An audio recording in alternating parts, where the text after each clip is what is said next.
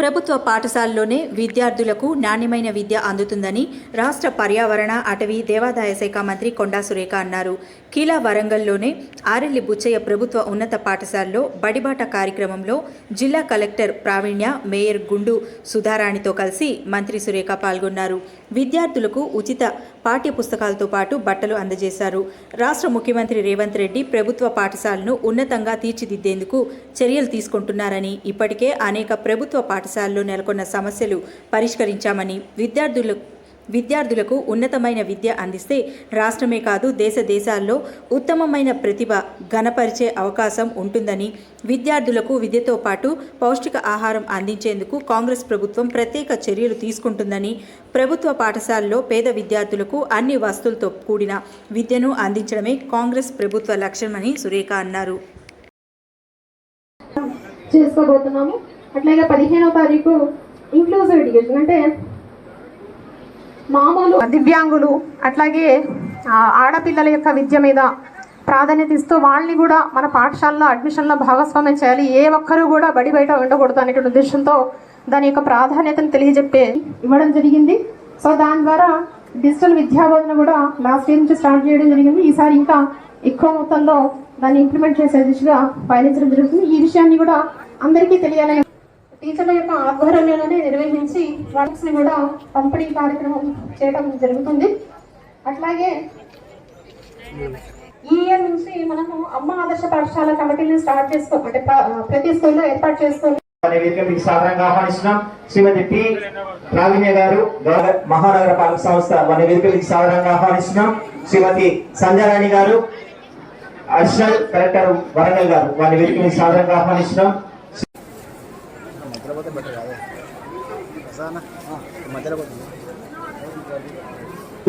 కొనుగోలు చేసుకొని అతిథుల రేణుకాదేవి గారు, శ్రీమతి బైరబోయిన ఉమా యాదవ్ గారి వేదిక మీదకి సాధారణంగా ఆహ్వానిస్తున్నాం. శ్రీ బొన్నివాడిని అందజేస్తున్నారు. వేదిక మీద ఉన్నటువంటి పెద్దలందరూ కూడా, అతిథులందరూ కూడా ఈ కార్యక్రమ ముఖ్య అతిథి, విశిష్ట అతిథి, ప్రత్యేక ఆహ్వానితులందరూ కూడా మరి ఈ యొక్క జ్యోతి ప్రజ్వలన కార్యక్రమాన్ని చూస్తున్న అనంతరం ప్రొఫెసర్ జయశంకర్ గారు వారి చిత్ర పటానికి పూలమాల గురుకులం చేయవలసిందిగా పెద్దలందరినీ కూడా అర్థిస్తున్నాం. చక్కటి కార్యక్రమానికి అనేక రకాల సదుపాయాలు పాఠశాల కల్పిస్తున్నారు.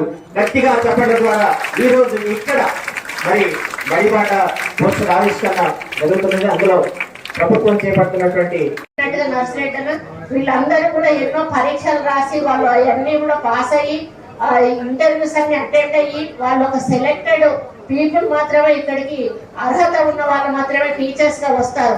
ఇంతకంటే అర్హత ఉన్న వాళ్ళు ప్రైవేట్ స్కూళ్ళల్లో ఉండరు. కాబట్టి మనం ఈ ప్రభుత్వ పాఠశాలల్లో మన పిల్లల్ని చేర్పించి ఆ టీచర్స్ చెప్పిన విద్యను మరి సరిగా విని అది నేర్చుకొని మీరు పిల్లలకు మళ్ళీ ట్యూషన్స్ కూడా లేకుండా ఇళ్లలో వాళ్ళు చదువుకొని మంచి మంచి ర్యాంకులు తెచ్చుకునేటువంటి అవకాశం ఉంటుంది. మన ముఖ్యమంత్రి గారు కూడా సెమీ రెసిడెన్షియల్ స్కూల్స్ కు పోయే ప్రతిపాదన కూడా ఉన్నట్టు కనిపిస్తుంది. అంటే సాయంత్రం వరకు కూడా వాళ్ళ హోంవర్క్ అవన్నీ కూడా స్కూళ్లలో చేర్పించేటువంటి ఆలోచన కూడా శ్రీకారం చుట్టే అవకాశం కనిపిస్తా ఉంది. అది చేస్తే ఇంకా మన పిల్లలకు చాలా ఉపయోగపడేటువంటి అవకాశం ఉంటుంది.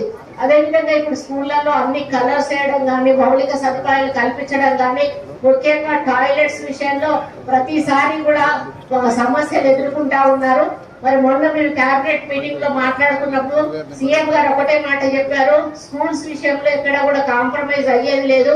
ఎన్ని డబ్బులు ఖర్చు అయినా కూడా పిల్లలకు నాణ్యమైన విద్యను అందించాలి, అన్ని సదుపాయాలు కూడా కల్పించాలి, మొదటి రోజునే యూనిఫామ్ గానీ బుక్స్ గానీ డిస్ట్రిబ్యూట్ చేయాలి అని చెప్పి వారు చెప్పడం జరిగింది. ఈ లోపలనే పనులన్నీ కూడా పూర్తి కావాలని చెప్పారు.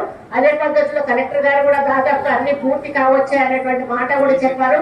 ఏ కొద్దో గొప్ప ఉంటే అవి కూడా త్వరలోనే పూర్తి చేపిస్తాము అనేటువంటి కమిటీలను వేసి వాళ్ళ ద్వారా పిల్లల అవసరాలను దృష్టిలో పెట్టుకొని వాళ్ళకే బాధ్యత అప్పించి వాళ్ళ అప్పచెప్పి వాళ్ళ పిల్లలను వాళ్ళు చూసుకునే విధంగా ఈ రోజు అమ్మ ఆదర్శ మరి పాఠశాల అనేటువంటి ఒక కమిటీలను ఏర్పాటు చేయడం కూడా చాలా మరి ఆలోచించి చేసినటువంటి విషయం.